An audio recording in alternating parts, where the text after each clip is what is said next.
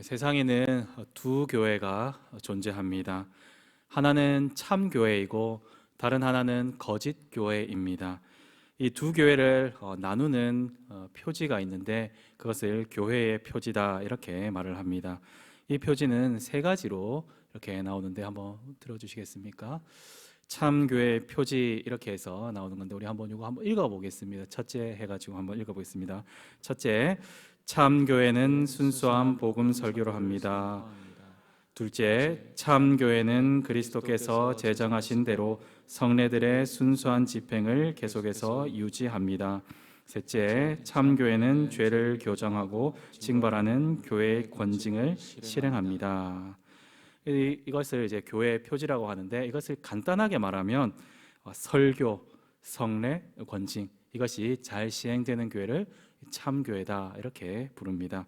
오늘 이 가운데 설교에 대해서만 한번 생각해 보려고 합니다.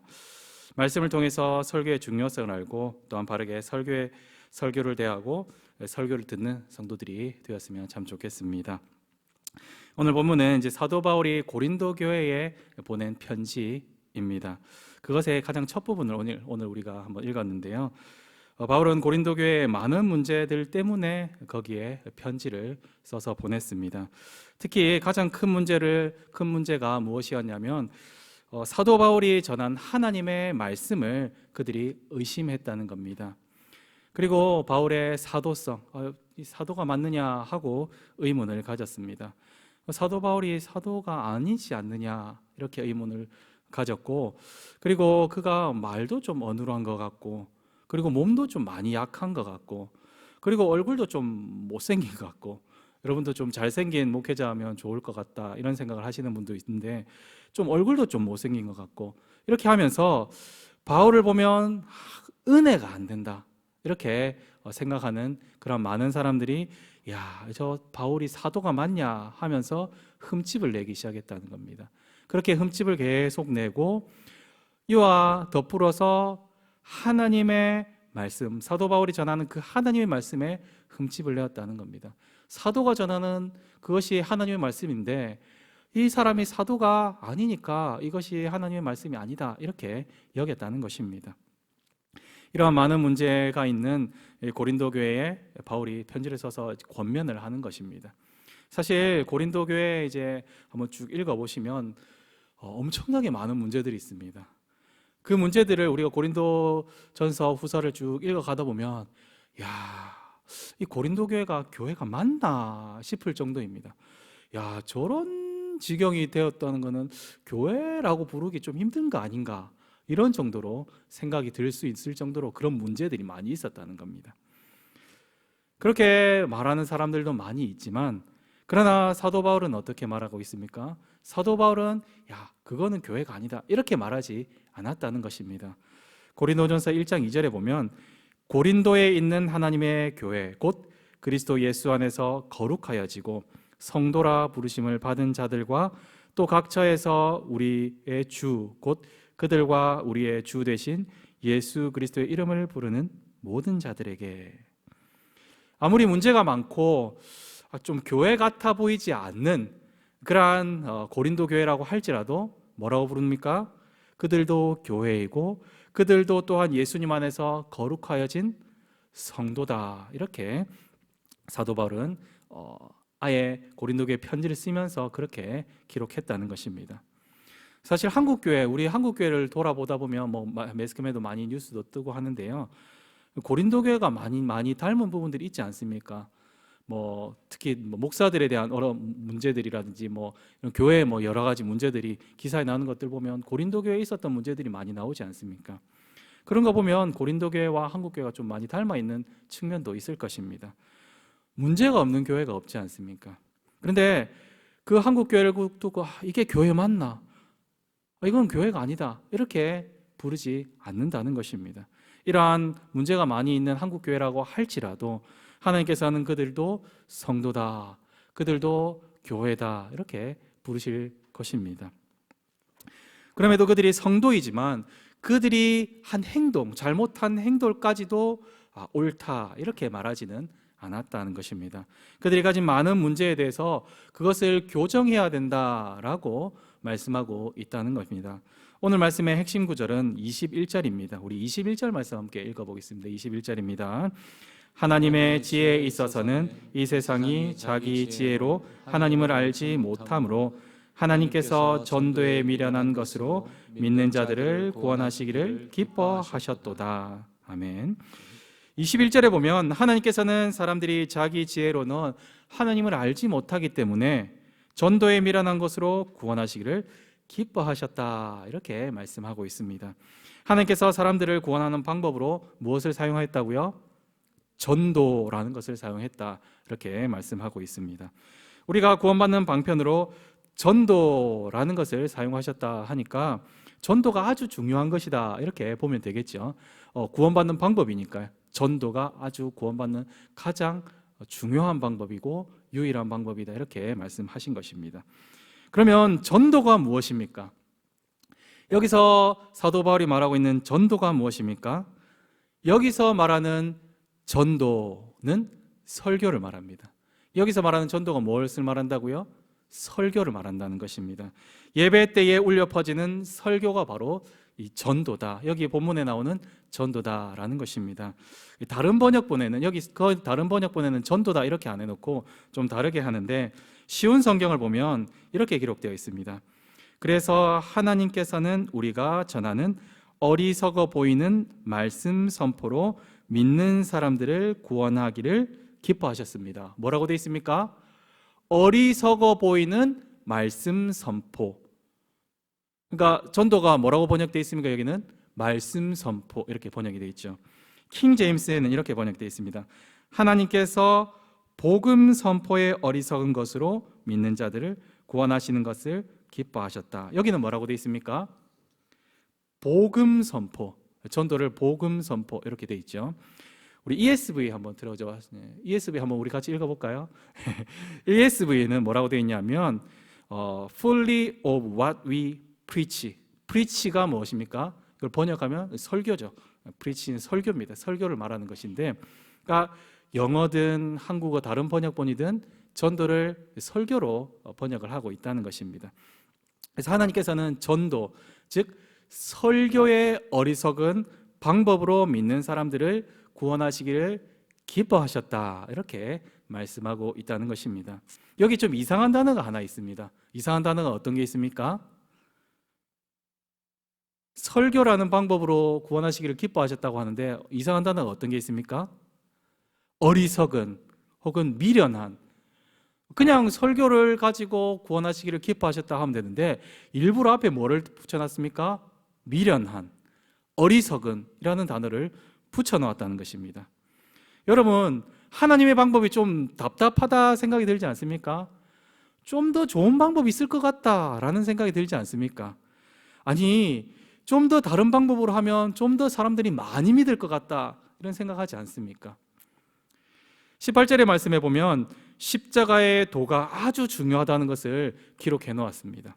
십자가의 도가 무엇입니까?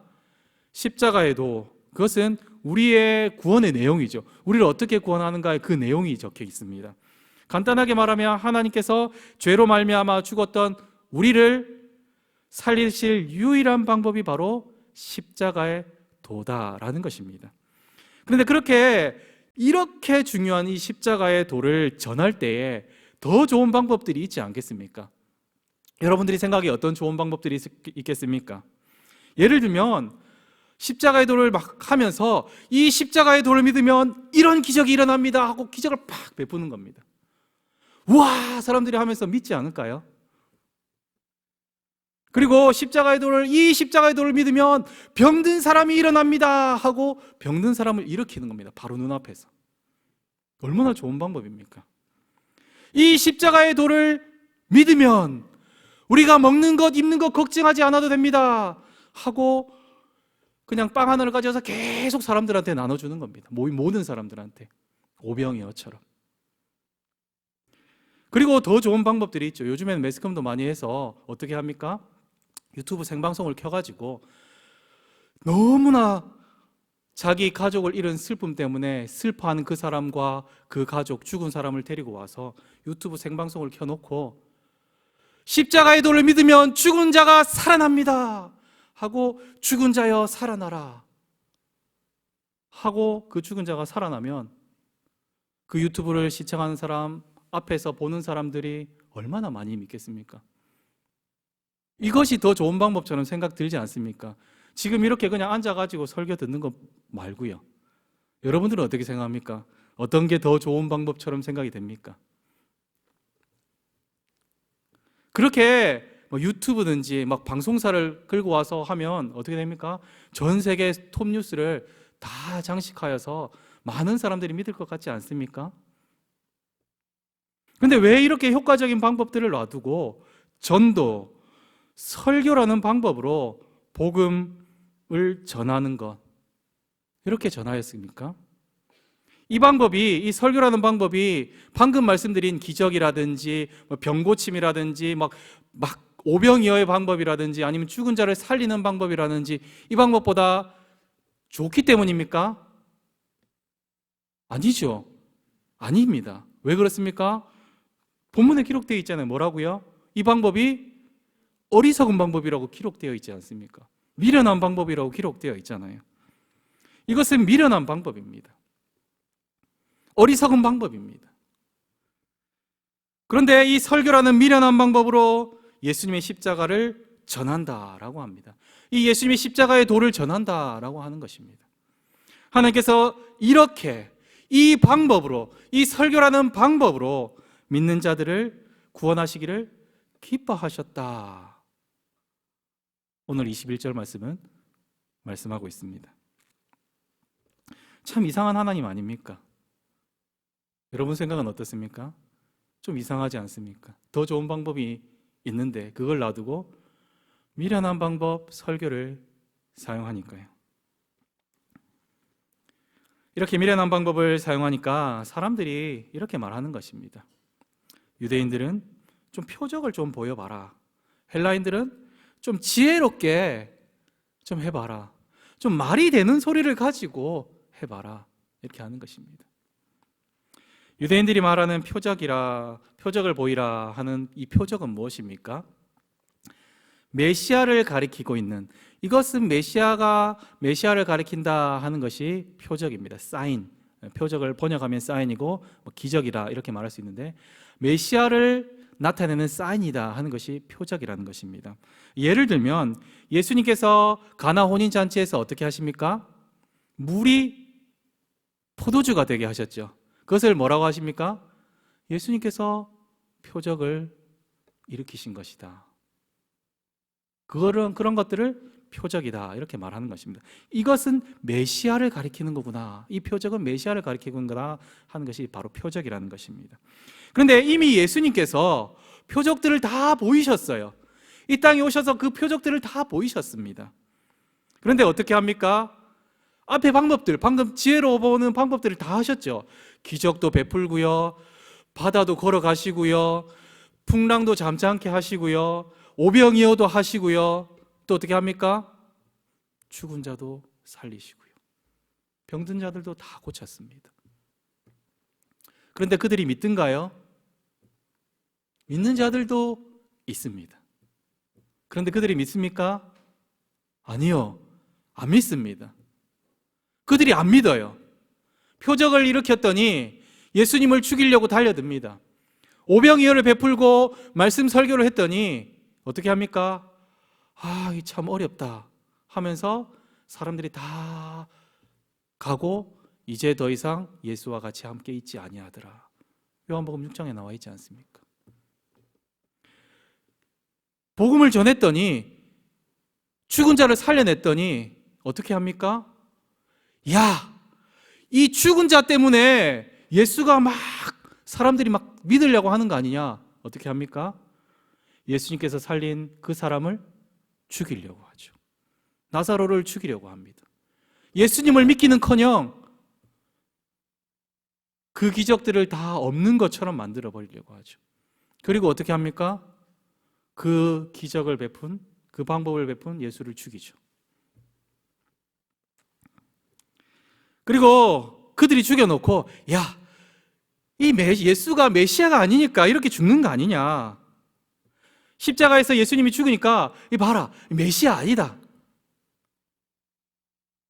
하고 그들은 예수님을 따르지 않습니다. 예수님을 믿지 않습니다. 그리고 언제까지 믿지 않습니까? 지금까지도 메시아를 기다리고 있습니다. 누가요?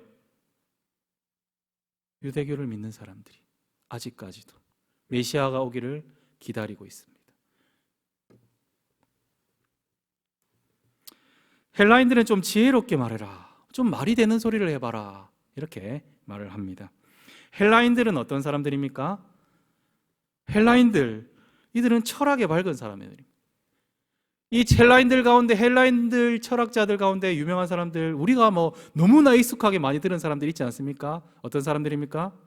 이름만 들어봤고 그 사람들이 뭘 했는지 알 수도 있고 모를 수도 있는데, 아리스토텔레스, 소크라테스, 플라톤, 이런 사람들입니다. 그런 사람들이 헬라 철학자들이 있죠. 그런 헬라 철학자들을 둔 이 사람들이 좀 지혜롭게 말해봐봐, 좀 말이 되는 소리를 해봐봐, 좀 이치에 맞는 와 이런 소리를 좀 해봐봐 라고 말하는 것입니다. 좀 우리의 이성적으로 이성을 깨우치는 그런 말을 좀 해봐봐 라고 말하는 것입니다. 처녀가 애를 낳았다고? 말이 돼? 우리 상식으로 도무지 납득이 안 되는데? 아니, 물고기 2마리, 빵 5개로 5,000명, 2만 명을 먹였다고? 아니, 물리 법칙이 있는데 그게 어떻게 가능해? 아니, 바다가 절벽처럼 이렇게 되었다고, 물이? 아니, 중력이 있는데 그렇게 될 수가 없지. 아니, 말이 되는 소리를 해야 좀 믿지 않아? 아니, 또 뭐라고? 죽은 사람이 살아났다고? 기절한 거 아니고? 지금도 기절설을 믿는 많은 사람들이 있습니다. 그걸 믿냐고. 말이 되는 소리를 해야 우리가 좀 믿지 않겠냐고. 그걸 믿으라고? 이 봐봐, 진화론을 봐, 얼마나 과학적이야. 이 봐봐, 빅뱅을 봐, 얼마나 과학적이고 얼마나 신비로워. 우주의 배경 복사를 봐. 이것이 우주의 신비, 첫 우주를 밝혀주는 가장 핵심적인 것이야. 이런 거를 우리에게 가지고 와봐. 지혜롭게 좀 말해봐봐. 그렇게 지혜롭고 말이 되는 소리를 해봐 라고 하는 것이 헬라인들의 말입니다. 교회 다닌다는 사람들이 맨날 하는 말이, 예수가 처녀로부터 태어나서 죄가 없고 그 예수가 우리의 모든 죄를 대신해서 십자가에서 죽었는데, 그런데 죽었는데 다시 살아났대, 부활했대. 그리고 산채로 하늘로 올라갔대. 그 예수를 믿으면 우리가 죽지만 다시 살아나고 우리가 천국에 간대. 그걸 믿으라고? 헬라인들의 말입니다. 그렇습니다. 어떤 사람들에게는 듣기 싫은 소리고, 어떤 사람들에게는 헛소리로 들리는 것, 그것이 바로 십자가의 도입니다. 그것은 성경이 말하는 복음입니다. 그리고 그거를 전하는 방법도 미련한 방법, 어리석은 방법입니다. 바로 설교입니다. 설교. 그런데 어떤 자들은 이것을 듣고 믿고 구원을 받습니다. 어떤 사람들은 그 복음이 자신의 생명으로 삼고 그것을 가지고 죽음을 불사합니다. 고난도 달게 받습니다. 그것을 믿는 사람들에게는 십자가는 기쁨이고, 십자가는 구원이며, 십자가는 능력입니다. 그런데 그것을 믿지 않는 사람들에게는 그것은 듣기 싫은 소리고, 그것은 헛소리입니다. 참교회는 순수한 복음 설교를 선포합니다. 많은 교회가 순수한 복음 설교를 하고 있습니다. 우리 교회도 마찬가지입니다. 그러나 또한 많은 교회가 순수한 복음 설교를 선포하고 있지 못합니다. 이상한 영적인 것에 홀린 듯이 막 기적적인 것들만 따라가는 그러한 교회도 있습니다. 세상 사람들이 좋아하는 것들을 따라서 막 동성애까지도 괜찮다, 동성애까지도 괜찮다라고 말하는 교회도 있습니다. 복음이 선포되어야 하는 그 설교단을 정치판으로 막 만드는 그러한 사람들도 있습니다. 사람들이 십자가를 싫어한다고, 고난을 싫어한다고 매번 이렇게 하면 잘 됩니다, 이렇게 하면 세상적으로 성공합니다, 이렇게 하면 우리가 부자가 됩니다 라고 복받는다만 설교하는 교회도 있습니다. 창조가 막 믿기지 않았는지, 아니면 진화론이 좀 뭔가 좀 지혜로워 보였는지, 창조를 성경이 말하니까 창조하고 진화를 이렇게 막 믹스해가지고 막 섞어가지고 뭐가 뭔지를 모르게 설교하는 교회도 있습니다. 말씀 준비는 제대로 하지 않고 맨날 예화만, 성경 구절 하나 읽어놓고 그 다음에 성경을 이야기 안 해요.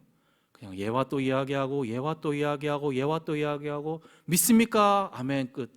이렇게 예화만 가지고만 설교하는, 그래서 사람들의 과려운 기만 긁어주는 그러한 교회도 있습니다. 설교를 하는 것인지 개그를 하는 것인지 막 사람들이 막 즐거워하고 웃고 막 그랬으면 오늘 설교가 은혜로웠다 하고 끝나는 그런 교회도 있습니다. 성도들이 듣고 싫어해서 떠날 것이 무서워서 성도들이 꼭 들어야 되는데, 이것을 꼭 성도들이 들어야 되는데, 이거 들으면 떠나지 않을까 하고 무서워서 사람들 눈치 보며 설교하는 교회도 있습니다.